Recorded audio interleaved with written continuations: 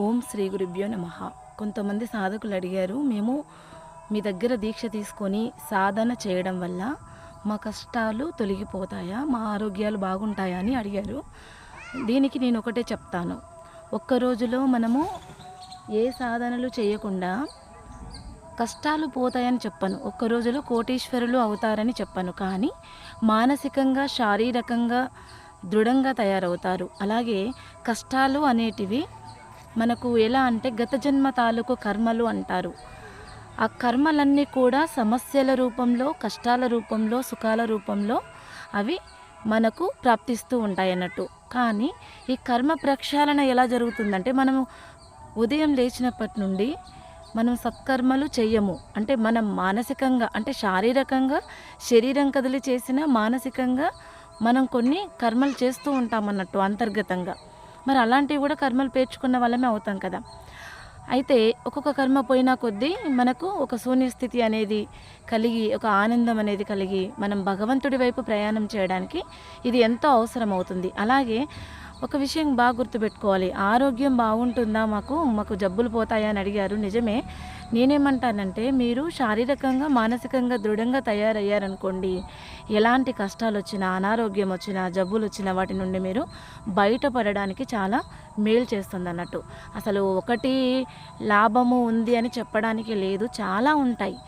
ఏమేమంటే, మనం మానసికంగా శారీరకంగా దృఢంగా తయారవుతాం. ఒకటి, మనకు ఏకాగ్రత అనేది వస్తుంది.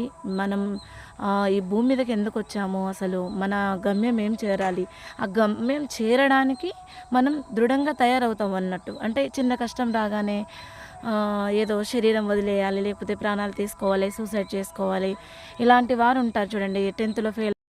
ఎలాంటి కష్టాలు వస్తాయని చెప్పడానికి లేదు. వచ్చిన కష్టం కూడా ఎదుర్కొనే శక్తి, సామర్థ్యము, ధైర్యము అనేటివి కలుగుతుంటాయి. ఇలాంటి విషయాల పట్ల సాధకులు గమనించాలి. ఒక్క రోజులో కోటీశ్వర్లు అవుతారు అని చెప్పడానికి లేదన్నట్టు. అలా చెప్పారంటే ఏదో మాయ మాటలు చెప్తున్నట్టే లెక్క అని మనం అర్థం చేసుకోవాలి.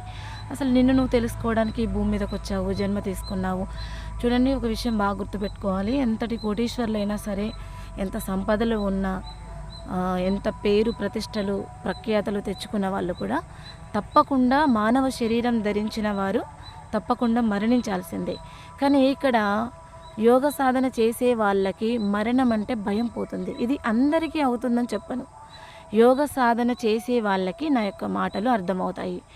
యోగ సాధన చేసే వాళ్ళకి ధ్యానంలో ఎలా ఉన్నాము, ఈ శరీరంతో ధ్యానం చేస్తూ కూర్చున్నాం కదా, అలాగే మరణము అనేది లేకుండా శాశ్వతమైనటువంటి యోగ సాధనలో నిలిచిపోయాము అనేది ఒక ఎరుక అనేది ఉంటుంది అన్నట్టు. దీన్ని ఇంకా వివరించి చెప్పాలంటే చాలా డెప్త్గా ఉంటుంది. నన్ను అడిగినందుకు నేను ఈ విషయాలు చెప్తున్నాను. ఆరోగ్యం బాగవుతుందంటే బాగవుతుంది. శరీరం, మనము భూమి మీదకి ఎందుకు వచ్చాము, నిన్ను నువ్వు తెలుసుకోవడానికి వచ్చావు అన్న సంగతి నీకు తెలిసినప్పుడు ఎలాంటి కష్టాలు వచ్చినా సరే ఎదుర్కొని ఈ శరీరంతో నిలబడి మనం మన కర్మలు చేసుకుంటూ ముందుకు వెళ్ళాల్సిందే. ఈ విషయాన్ని గుర్తుపెట్టుకోవాలి.